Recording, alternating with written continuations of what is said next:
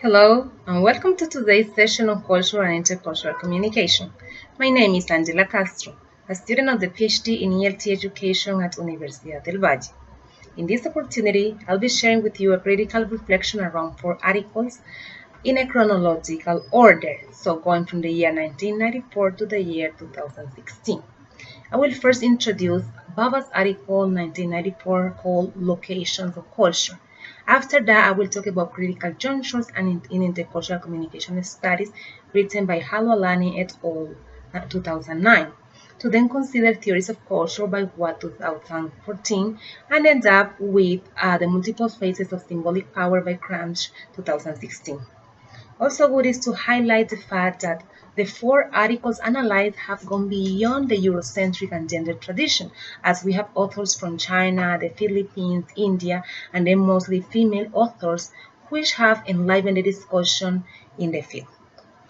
To start, Baba 1994 calls for a redefinition of borders, or at least a redefinition of what such borders commonly mean to us, a specific boundary or a final boundary. He invites us to see beyond the borderline and to perceive boundaries as a new start, not merely from our limited perspective, but with the idea of acknowledging other realities, which for sure will help us open other horizons. That is illustrated through multiple examples that portray the need to go beyond ethnic and cultural traits to a social articulation of difference. It means going beyond the dichotomous entities that we are used to, black, white, me and other, private and public, and so on. Fearing to fall into the ambiguous dialectic modernity relativism, I perceive, based on my understanding of Baba's arguments, that culture is located everywhere and in any individual. It's always influenced by group interaction, though. It's the feeling of difference, the feeling of identity that is reflected and self-defined in the face of the other. This definition, in terms of language learning, calls for the need to go beyond prejudices, stereotypes, and basic descriptions of complementary cultural traits, to put it in Gomez 2012 words. It's essential to surpass the surface aspects of culture, in which the learner's role is that of the general aspects. He just learns the general aspects in order to reach a meaning-making experience. Going further in the discussion, Halwalani, Mendoza, and Sovietska suggest some junctures. And in fact, the first juncture that they do, which I like, is putting together their own backgrounds as they come from different places and coming with the proposals to re-theorize cultural discussions from a critical and framed perspective. They affirm that this requires the inclusion of historical, social, and political levels. This is and they also argue a need for dialoguing among multiple perspectives, which from my view is the genealogy of intercultural communication. They specifically propose the following four critical junctures.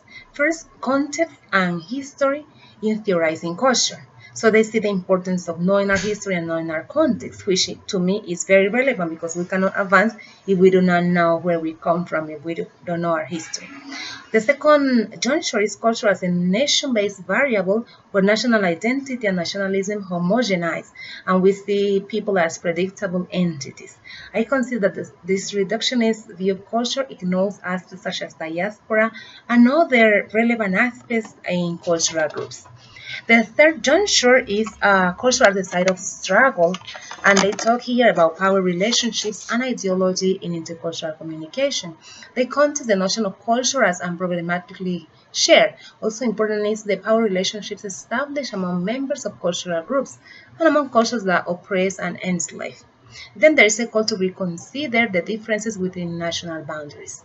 And the fourth juncture, that is the renewal of the field of study beyond disciplinary narcissism. There is an urge for critical scholars to contribute to the field as a way to grow, and as a way to expand our beliefs. And then in the end, the juncture I consider the most relevant is culture as a nation-based variable, because overcoming this one means mitigating unfair prejudices and stereotypes, and will be the beginning of a more knowledgeable and fair society.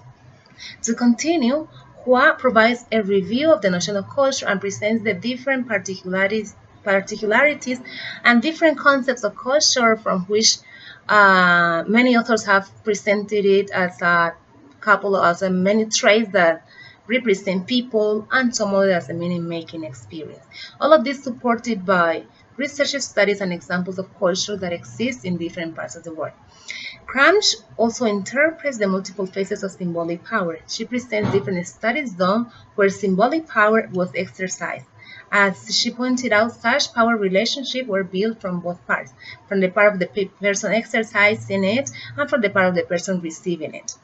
Cramsch's argument seems to adhere to culture as power and ideological structure because she discusses the role that symbolic power plays in intercultural communication, research, and practice.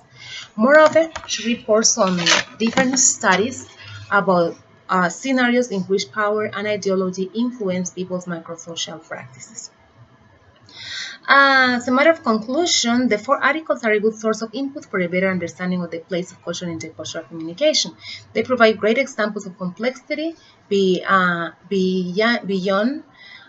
giving a single definition of culture, but a clear understanding that the social, political, and ideological components are within.